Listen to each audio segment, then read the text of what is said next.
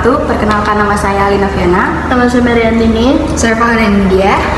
Kami dari kelompok 5 akan mempresentasikan tentang wujud dan unsur kebudayaan pada perusahaan Asyafa Batik Tulis Lampung. Selanjutnya ada latar belakang perusahaan Asyafa Batik Tulis Lampung. Perusahaan ini berdiri pada tahun 2019, didirikan oleh Ibu Swastri Oktavia yang berada di Kelurahan Pinang Jaya, Kecamatan Kemiling, Kota Bandar Lampung. Swastri Oktavia adalah seorang pembatik dan seorang pekerja keras yang lahir 36 tahun lalu, mencoba mempertahankan kelestarian alam serta proses produksi batik khas tempo dulu dengan cara menggunakan warna alami yang berasal dari berbagai dedaunan, kulit buah, kulit pohon, serta kulit jengkol sebagai salah satu pewarna utama batik miliknya. Perusahaan ini cukup terkenal dengan pewarna batik alaminya. Warna-warna berani kini kian banyak diminati konsumen, membuat pembatik selalu memutar otak guna menggait pasar potensial. Penggunaan pewarna sintetis dipilih sebagai alternatif tercepat guna menghasilkan warna yang lebih cerah dan tegas dalam waktu yang singkat, dibandingkan pewarna alami yang memakan waktu lama dengan warna yang monoton layaknya batik pada khas tempo dulu. Selanjutnya ada wujud dan unsur kebudayaan yang diadopsi dalam bisnis.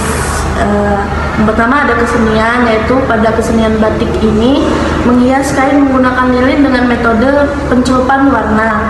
Pencelupan warna yang digunakan pada perusahaan Asyafa adalah warna alami yang mengedepankan kearifan lokal, serta dalam proses pembuatan batik itu sendiri pun masih menggunakan tungku kayu untuk merebus kainnya.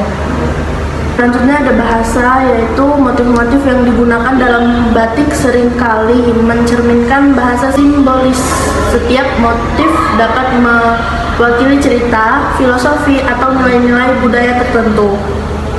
Misalnya motif bunga melambangkan keindahan alam, sementara motif wayang atau mencerminkan motif wayang bisa mencerminkan cerita rakyat atau kisah mitos. Selanjutnya ada kebudayaan fisik, yaitu batik merupakan kebudayaan fisik. Menurut Panjaraningrat, bahwa batik merupakan suatu hal yang dapat dilihat sebagai hasil kebudayaan. Dalam membuat batik tulis bukan hanya aktivitas fisik, tapi mempunyai dimensi kedalaman yang mengandung doa dan harapan serta pelajaran. Selanjutnya ada sistem budaya. Dari sekian banyak warisan budaya di Indonesia, terdapat satu budaya yang menyatukan bangsa Indonesia, yaitu batik yang merupakan warisan budaya utama Indonesia sejak tahun 2009. Batik telah mendapatkan pengakuan internasional dan secara resmi diakui oleh UNESCO atau PBB sebagai budaya tak benda warisan manusia. Lalu ada sistem sosial. Batik sebagai sebuah sistem sosial adalah ekspresi budaya yang memiliki makna simbolis dan nilai estetika yang tinggi bagi masyarakat Indonesia.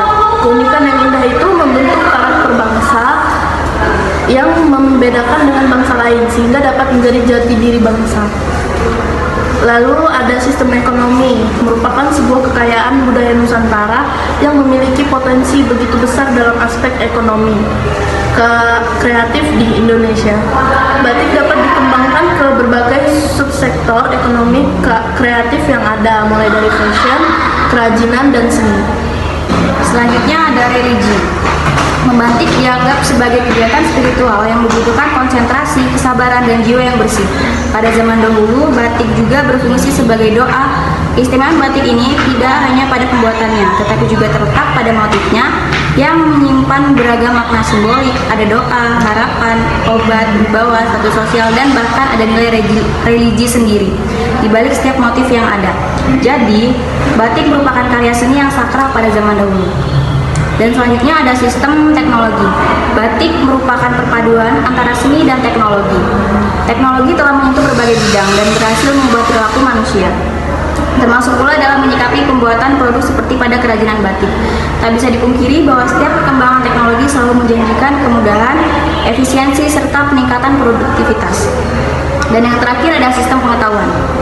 Motif batik mengandung banyak makna dan filosofi yang masih digali dari berbagai adat dan budaya di Indonesia.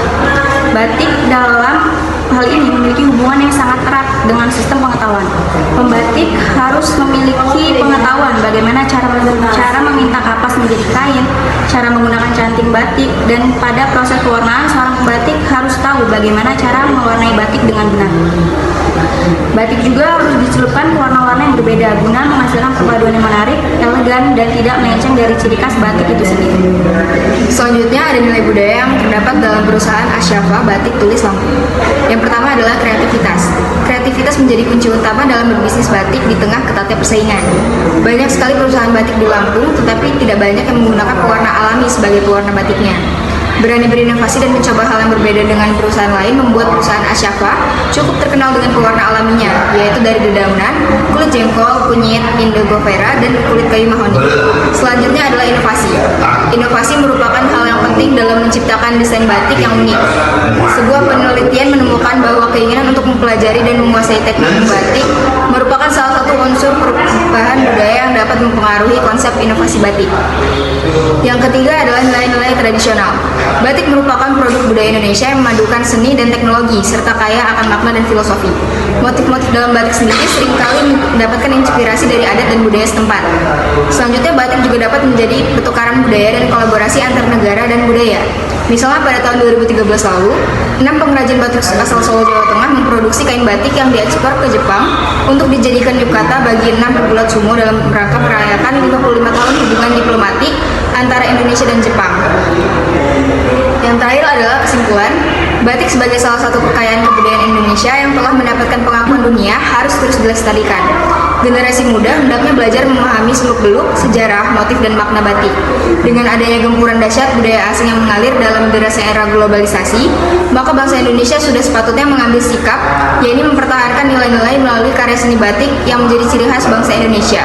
Karena batik sendiri merupakan identitas, penjelasan strata sosial bagi bahasa kebudayaan pada zaman dahulu, spiritualitas manusia, penemuan teknologi, dan perjalanan suatu peradaban yang menjadi identitas bangsa Indonesia.